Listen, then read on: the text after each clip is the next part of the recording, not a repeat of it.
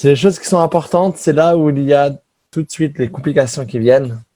Donc, ce qui nous prouve seulement que pendant ces jours, entre Rosh Hashanah et Yom Kippour, c'est là qu'il faut encore plus intensifier notre étude dans le Rambam. Et donc, sur ce, on va à présent partager le texte, chapitre 12, des lois du Maïmonide, des lois de la prière. Le Maïmonide nous dit la chose suivante. Il dit que Moshe Rabbeinu, c'est lui qui a instauré cette mitzvah de lire la Torah plusieurs fois.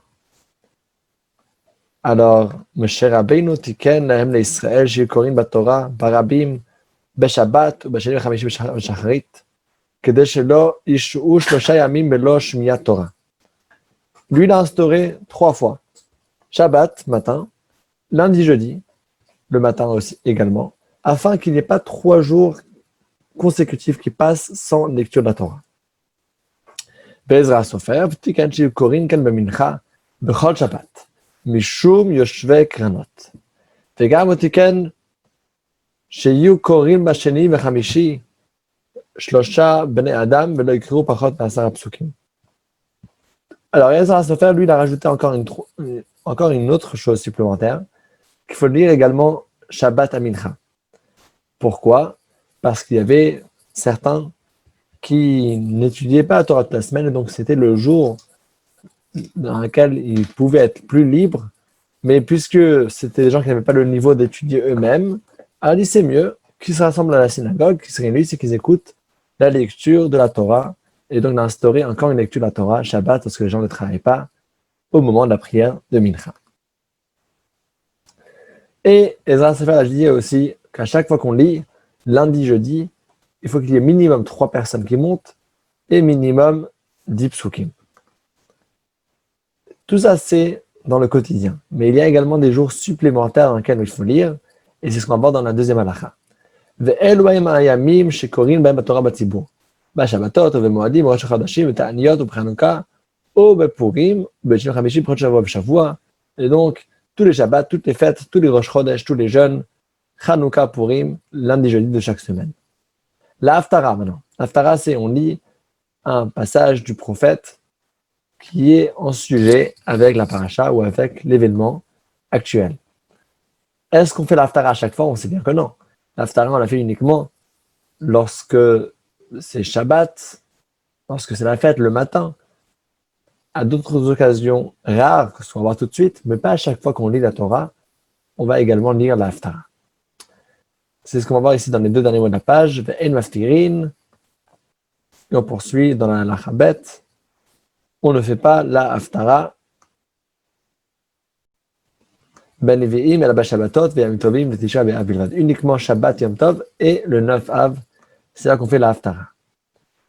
Alors, les commentaires disent très simple, parce que la Haftara, c'est encore un texte supplémentaire, c'est encore un livre qu'on sort, et donc ça prend du temps. Et donc, les jours dans lesquels les gens travaillaient, on n'a pas voulu rajouter encore une chose supplémentaire, et donc uniquement dans les jours dans lesquels les gens ne travaillaient pas, que c'est Shabbat et les fêtes, ainsi que le 9 Av, que c'est écrit que celui qui travaille le 9 Av, qui est le jour dans lequel on pleure et on est triste pour la destruction du temple, alors ce jour-ci, on n'a pas le droit de travailler. Et donc, dans ce cas-là, il y a le droit d'instaurer encore une chose supplémentaire qui va prendre un peu plus de temps, parce que de toute façon, ça ne va pas diminuer du temps de travail qu'ils avaient. La troisième halakha. En korim la Torah batzibur bepachot ma'asara anashim gdolim bnei chori. Il faut avoir 10 personnes pour faire minyan pour pouvoir lire la Torah. Ve'en korim pachot ma'asara psukim, mais vayidaber olem la minyan, 10 psukim minimum. Ve'lo yakorim pachot b'shlosha anashim, ve'atrim b'parasha pachot b'shlosha psukim, ve'mesharim b'parasha pachot b'shlosha psukim, ve'lo yikra koreh pachot b'shlosha psukim. Alors, il y a beaucoup de règles. Quel est le minimum de chaque chose par rapport à la Kriyat Torah? Minimum 10 psukim en tout. Donc, si on divise 10 par 3, ça ferait 3, 3 et 4. Vaïdaber, malgré que c'est un pasouk classique et qui est court, elle fait partie des 10 parce que chaque pasouk a une valeur. Et chaque pasouk, on ne peut pas dire ce pasouk-là est plus important que l'autre. Donc, quand on dit 10, c'est quand on dit 10 juifs. Est-ce qu'un juif est plus minyan que l'autre? Non, c'est 10. Chacun vaut 1. Pareil, chaque pasuk vaut un pasuk. Pour 10 psukim. Minimum 3 personnes qui montent.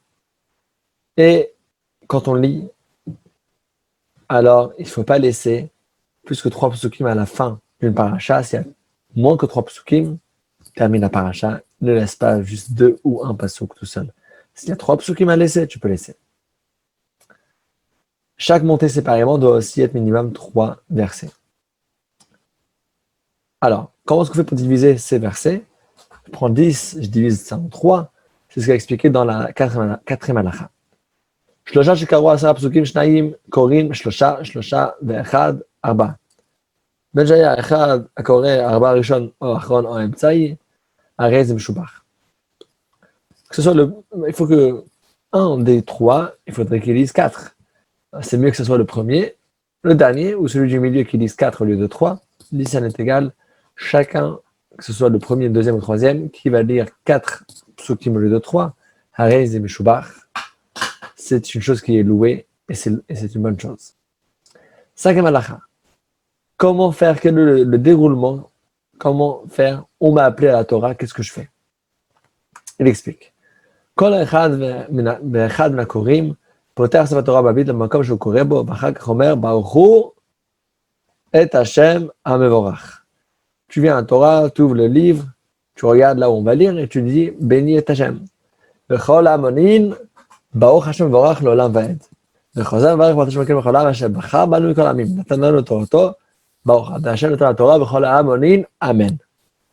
Donc, béni est Hashem pour toujours, béni est Hashem qui nous a donné la Torah, et tout le monde répond amen. ואחר כך קורא עד שישלים לקרות וגולל הספר מברך, ברוך אתה השם אלוקינו בכל העם אשר נתן לנו תורתו, תורת אמת וחיי עולם נתן בתוכנו, ברוך השם נתן לתורה. Après la lecture de la Torah, il faut également à nouveau remercier Hachem qui nous a donné la Torah. Maintenant, un détail technique, souvent les gens ne prêtent pas trop d'attention, mais on voit que la halakha, elle s'est quand même peinée de rentrer dans ces détails qui sont importants. Halakha vav. Elle a encore la Torah rachai likrot batorah ad sheyichle amen pi hatzibur. La parole de commencer à lire jusqu'à ce que le tzibour, le public, l'assemblée, termine à répondre Amen.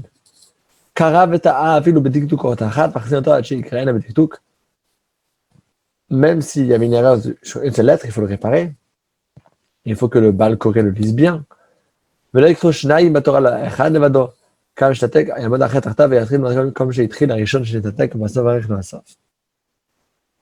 il faut qu'il y ait une seule personne qui lise, mais si cette personne-là, il a perdu la parole, il ne peut plus continuer, alors l'autre personne y revient, d'où ce qu'il recommence, le deuxième, le remplaçant, depuis exactement là où le premier s'était arrêté, pas besoin de recommencer depuis le début.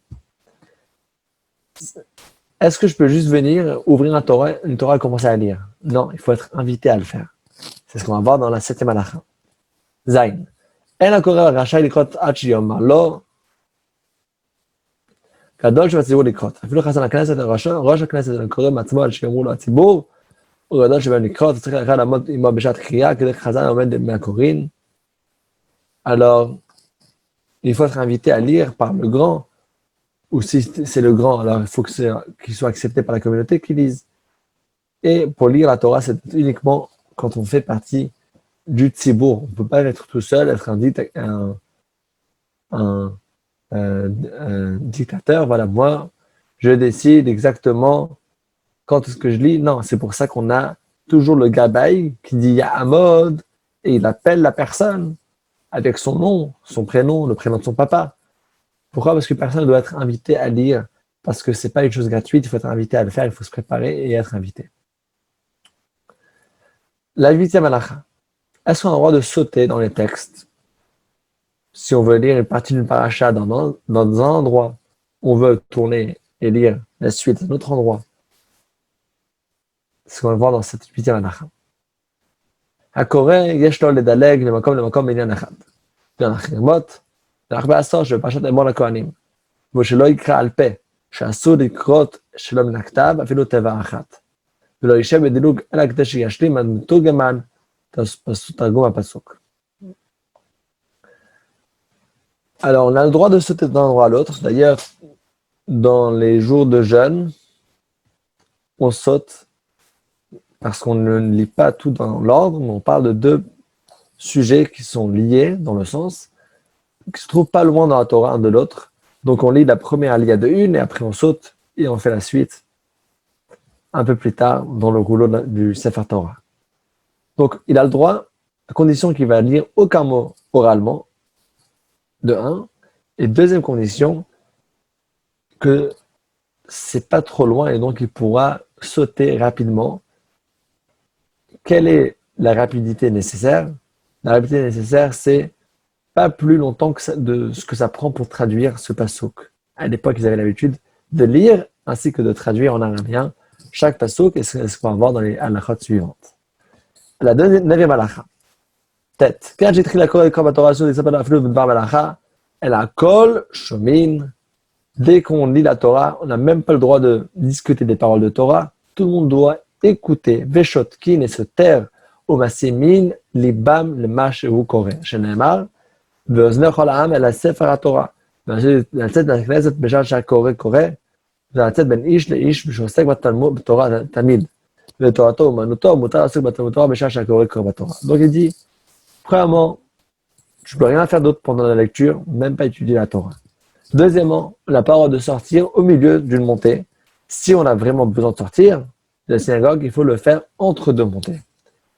Maintenant, exception à la règle, c'est une personne qui l'apprend non-stop, mais non-stop veut dire un vrai non-stop, et que c'est seulement ça ce qu'il fait de sa vie. Alors là, lui, il peut continuer à étudier la Torah, même pendant la lecture de la Torah. Quelle est l'histoire de cette traduction qu'on a vue avant? Halacha Yud, 10e halacha. Mimot Ezra na'agu sheyasham meturgaman metargem la'am akore kore batorah kede sheyavin yan advarim. Depuis l'époque de Ezra, quand les Juifs sont remontés et ont reconstruit le deuxième Beth Amikdash, ils avaient la coutume d'avoir un meturgaman, un traducteur, pour que le public comprenne de quoi s'agit-il. והקורא קרא בתורה פסוק אחד בלבד לשתק עד שיתרגם אותו מתורגמן ואחרי זה קורא פסוק שני והקורא רשאי לקרוא את התורגמן יותר פסוק אחד et donc la coutume était de lire un pasuk dans la Torah et ensuite le traducteur va traduire ce pasuk-là un pasuk par un, parole de lire plus qu'un pasuk au traducteur. On va rentrer même dans les détails du niveau sonore, du décibel du Baal Koré. הלכה י"א, אין הקורא רשאי להגביה קולו יותר מתרגם, ומתרגם להגביה קולו יותר לקורא, ומתרגם רשאי לתרגם עד שיכלה פסוק מפי הקורא, והקורא רשאי לקרוא בפסוק עד שיכלה התרגום מפי התורגמן. Le Baal Koré, celui qui lit attend la parole d'élever sa voix plus que le traducteur et vice-versa. Et il faut bien sûr que le traducteur aussi attende à ce que le public, le tzibour, réponde Amen. Amen à la bracha. ואין התרגום שם לא לעמוד לו לקורא, אלא עומד באימה ובעירה, לא יתרגם מתוך הכתב, אלא על פה. והקורא רשאי לסייע לתורגמן כלי יאמרו תרגום כתוב בתורה. Alors il dit encore une chose, que le traducteur n'a pas le droit de s'appuyer sur quoi que ce soit, parce que s'il a appuyé, les Parshim, les Poskim, ils disent, quel est le critère de s'appuyer? Si je touche quelque chose, ça s'appelle que je suis appuyé? Non, le sens de s'appuyer veut dire que si je vais retirer ce point d'appui, il va tomber par terre. Ça, c'est un appui. Donc, le Baal Koré n'a pas le droit de s'appuyer ni sur un poutre, etc. Seulement de debout avec crainte et peur devant Hachem. Quand il traduit la parole de lire, vous savez, des fois, il y a des gens qui sont en train de traduire un texte et ils regardent en même temps le texte dans une langue et ils traduisent dans une autre langue.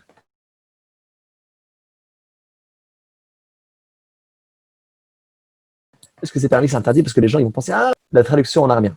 Et pareil, le Baal Koré, celui qui lit, le lecteur n'a pas le droit de souffler comment mieux traduire ce pasuk, de peur que les gens vont dire c'est le lecteur, parce que dans le Torah, il n'y a pas juste l'hébreu, mais il y a aussi les traductions.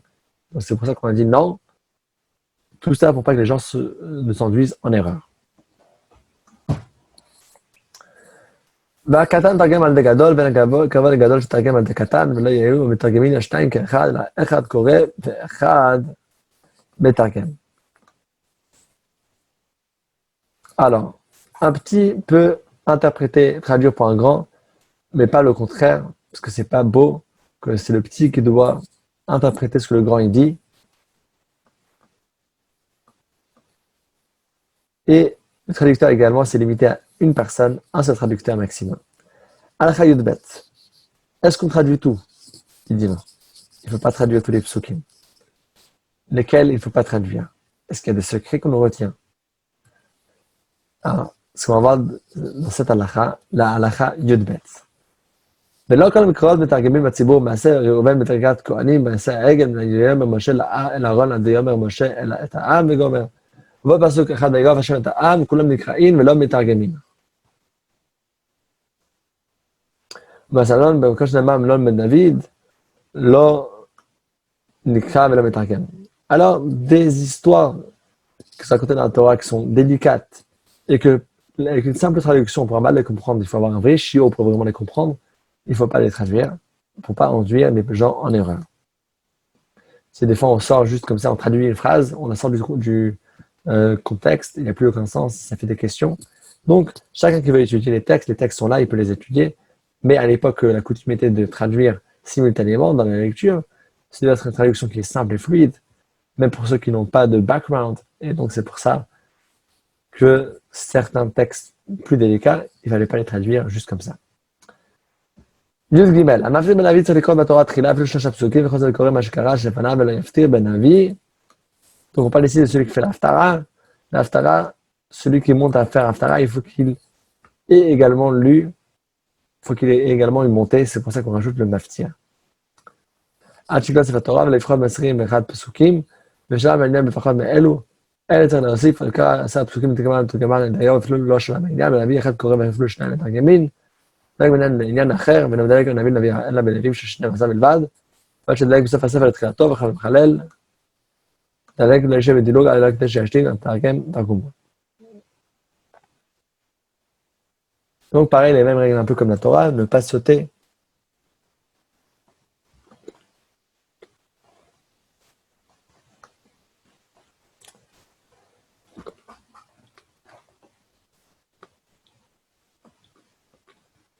En 2 minutes, je vois qu'il y a ici un petit blocage.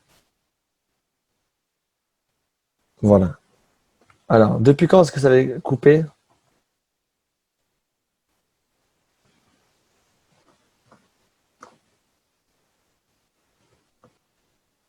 Hein? 20 secondes. Alors, je reprends la 13e halakha.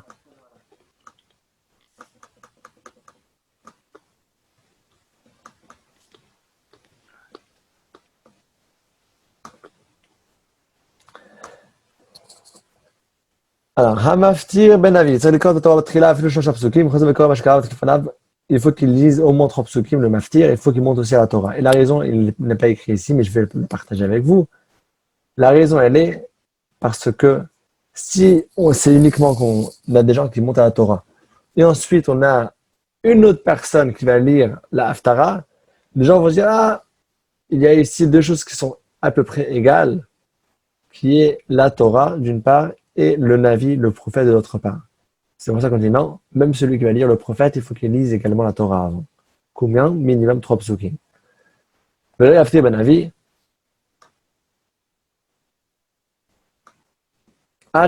Torah, de commencer l'Haftara jusqu'à ce qu'on termine à habiller le Sefer Torah, à le rouler. ולא יבחר ב21 פסוקים של ישלם העניין בספר חום מאלו, צריך להוסיף. קרא 11 פסוקים מתרגם, המתרגם דייר אפילו לא של העניין, בנביא אחד קורא אפילו של מתרגמין, דייג בניין לעניין אחר, בנדייג בנביא אלא בנביאים של 12 בלבד, ולא של דייג בסוף הספר תחילתו, דייג שם דילוג אלא שהשלים מתרגם מתרגם בו. Donc, de base, il fait 21 psukim dans l'Haftara, et il ne faut pas sauter non plus trop de distance pour que ça fasse trop de temps. Par contre, il y a une différence entre la lecture de la Torah et celle de la Haftara. Pour la Torah, quand on lit avec un traducteur, c'est un pasuk par un, tandis que pour la Haftara, on va voir que c'est un peu différent. Halakha Yudalet, la 14e halakha. Akor ben Avi yesh lo likrot לטורגמן 3 פסוקים. תרגם שלושתם זה החזה, 3 פסוקים, 3 פרשיות, לתורגמן אחד בלבד. Il a le droit de lire 3 psukim au traducteur en un coup, il va traduire les 3 en un coup.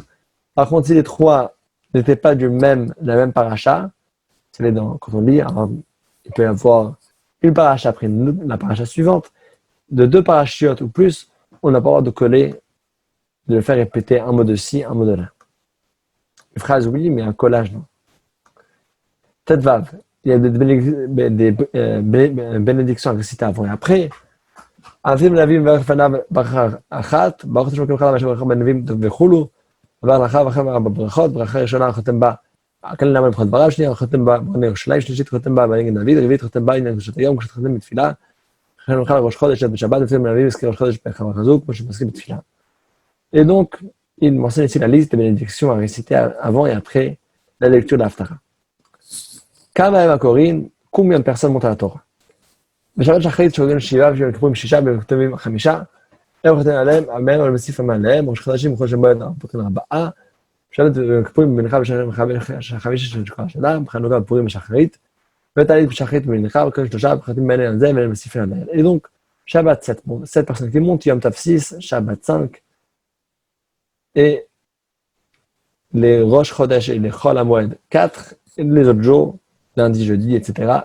on lit uniquement 3 personnes. On appelle à 3 personnes à monter à la Torah. Yud Zayin, 17. La femme n'a pas le droit de lire en public la Torah pour le respect du tzibour, pour la pudeur et la tzniut de la femme. C'est-à-dire qu'en fait, de base, archiquement, la femme avait le droit de lire la Torah pour tout le monde, seulement pour le kvod ha-tzibour, pour le respect et la pudeur. C'est pour ça qu'on a fait en sorte que les femmes ne lisent pas.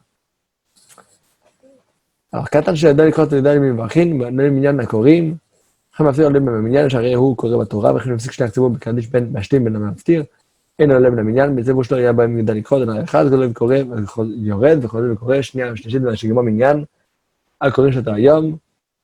Alors, est-ce un petit peut se joindre? Alors, le Maimonides, il est d'avis que si on a 9 adultes, un petit peut se joindre.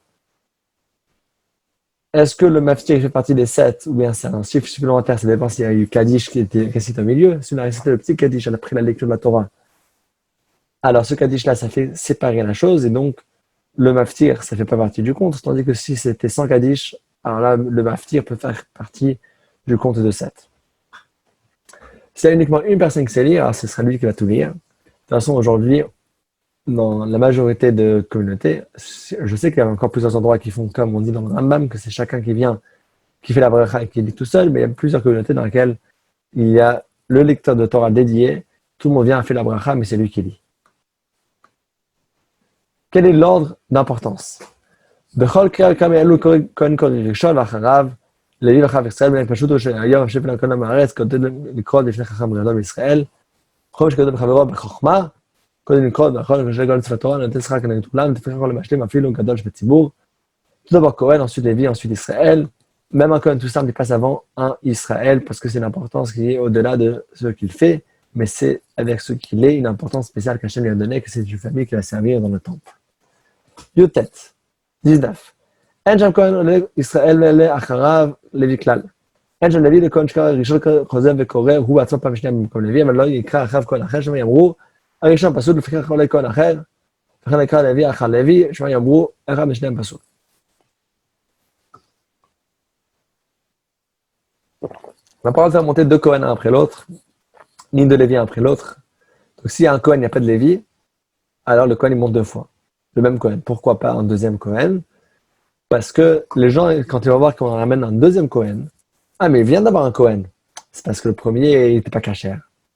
Faut pas que les gens parlent de cette façon, c'est pour ça qu'on a dit que non, il y aura maximum un Cohen à chaque fois, de manière consécutive.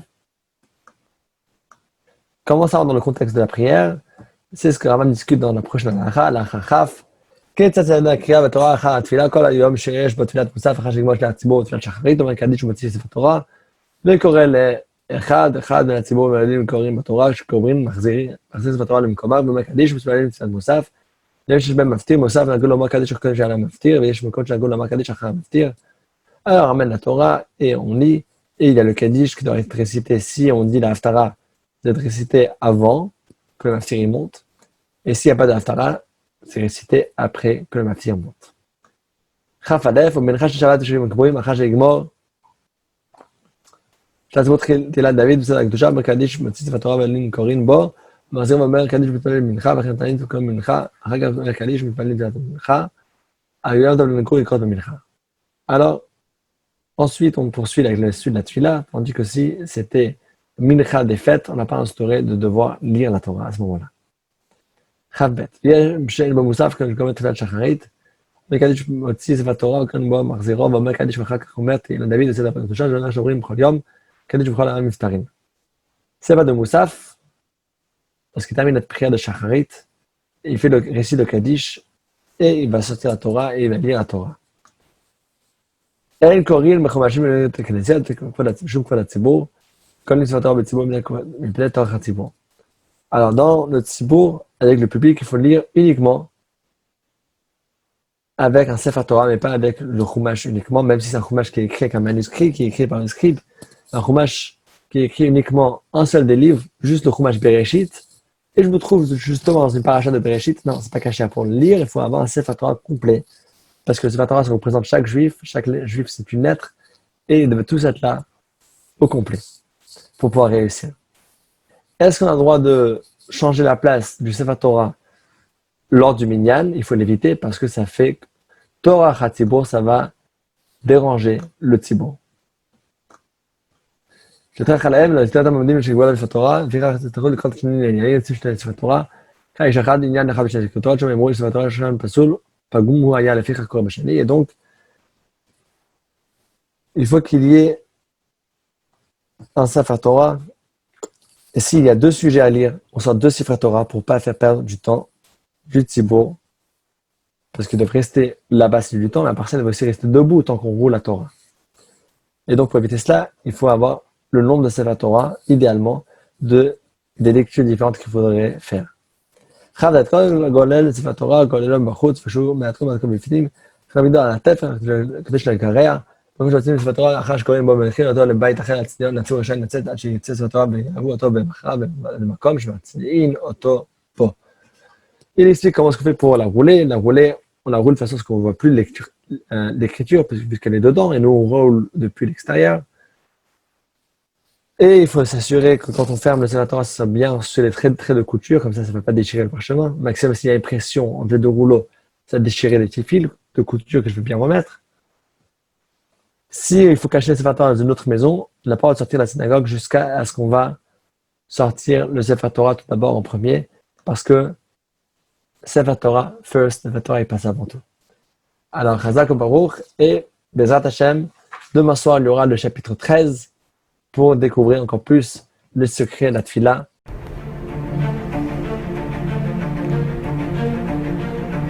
Et si connaître toute la Torah était possible, plongez-vous dans les joyaux de la Torah. Étude du Rambam, le Maïmonide, cours de qualité par des rabbins francophones aux quatre coins du globe. Un chapitre chaque jour, à raison de 20 minutes, pour finir en moins de 3 ans l'apprentissage de la Torah. Relevez le challenge, tous les soirs en direct à 20h30 ou 21h30 heure israélienne. Nos cours sont accessibles à tout moment, YouTube, Facebook et sur notre site torah24.com.